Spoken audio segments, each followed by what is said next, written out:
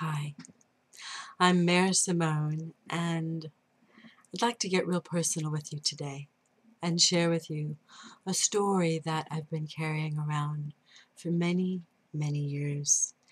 And this story has been a great teacher for me, and it's also been a great excuse for me, and at times it's been a great shield, and not in the positive way. You see, I used to be a very frustrated woman, and I'm talking about sexually, but also emotionally, and in general, very closed and guarded and uptight, trying always to be in control, and finding that that really wasn't working for me, and especially in relationships. I would find one relationship after another having problems and issues, and particularly in the areas of sex.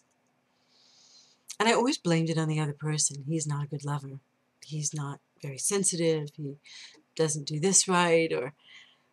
But you know, I finally, later in years, copped up to the fact that I was really at fault. Or rather, it was my responsibility to allow myself to feel pleasure and to deal with whatever was blocking me, whatever false ideas and limiting beliefs I had about my sexuality, and shields and guards and stuff that I'd put up that I didn't even know were there. They were like insidiously locked inside, underneath the shame, which is sometimes, and in my case, underneath the fear that was harboring the violations that caused me to contract and disbelieve in myself, and not to trust my body and my sensations or my pleasures, and to fear pleasure. I got some twisted chords somewhere in the process of developing in my womanhood that I believe, in part at least, were due to the fact that when I was sexually violated, it happened to me twice actually, once at 17 and another time at 21. And neither of these men were men that I wouldn't have actually chosen as partners had we been courting and dating and getting to know each other and discovered that we liked each other. I had that somewhere in the back of my mind when I spent the night with them that turned into what later on I labeled as the disaster, the trauma, the rape. I think the worst part was feeling tricked, feeling violated, taken against my will, and not just taken in that occasion and that time, but because a part of me was so deeply engaged in this experience of being violated and trying to fight it off, and breathing and screaming and wailing and ranting, something shifted in me that caused my body to feel some kind of an orgasmic release. It was kind of like fireworks exploding through my hands and my arms and my shoulders. Like it felt like fireworks, just intense, shocking, terrifying. I remember saying, "What did you do to me? Why am I feeling this?" And he laughed. He laughed. He knew what happened. I didn't know that that was an orgasm. But you know what? I found out later that I couldn't have an orgasm again without fear of that terror coming back. It was like the feeling of pleasure was now imprinted with danger.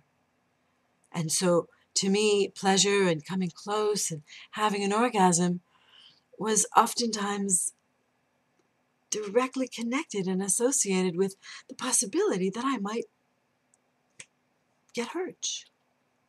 That if I don't fight and resist, I could lose my life or something.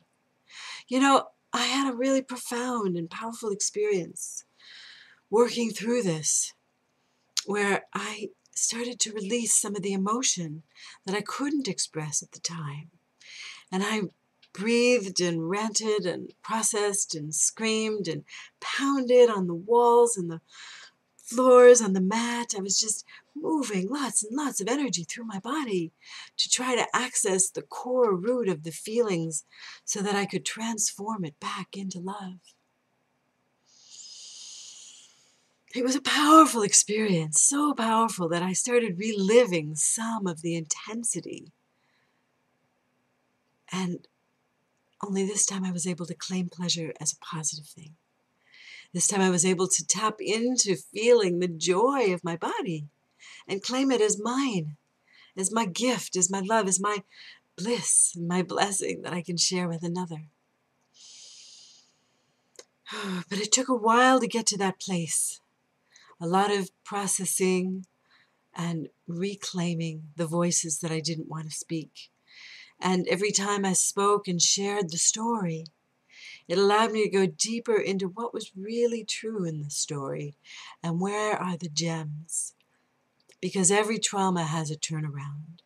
And in the turnaround is where the lessons are learned and the teachings that allow us to be the teachers, at least in my case, came from. The wounded healer is one who understands by having been there. Yes, I know what it's like to be numb sexually, to not feel love and pleasure and orgasms. And even when your partner is loving you and feeling pleasure with you and feeling orgasm, to not be able to feel that and to even sometimes feel pain while they're feeling pleasure because the memory is still there, locked in a guarded knot, that when it's touched, it triggers the memory of pain. It's just the locked memory that needs to come out and be released and turn into pleasure. And this isn't a sadistic thing at all. This is really how we transform our energy. And I learned this through many practices. And one of the practices was I would have my partner insert his wand of light, his lingam in the tantric terms, which is a name for the man's phallus. It's a translation into a wand of light that I just love because it really empowers him to light me up and to send healing rays of energy and love into the places inside of me where I'd felt pain. So we had a regular practice that whenever we would make love and I would feel any pain or any numbness, and I was capable of being present enough to verbalize it, that he would willingly channel love and energy into that area. And remarkable things would happen. It was just phenomenal. That simple act of him placing his wand in a still and conscious way, or just slightly moving, but gently, and not for pleasure, but just for the purpose of healing and releasing blocked emotions, would transform into phenomenal sensations of pleasure that were, unbelievable pleasure. Like years and years of pleasure that were locked inside that area that turned into maybe first pain and then numbness. So sometimes you have to go through those layers to get back to the pleasure. Sometimes going through the numbness into the pain, and on the other side of the pain is pleasure. And then maybe on the other side of pleasure is another layer. So don't think that one process will take you through the whole journey. It's an ever unfolding journey. And I want to support you in that journey because I've been there and I'm through it and I'm still going through it. And I know how it feels. And it's my honor to support you.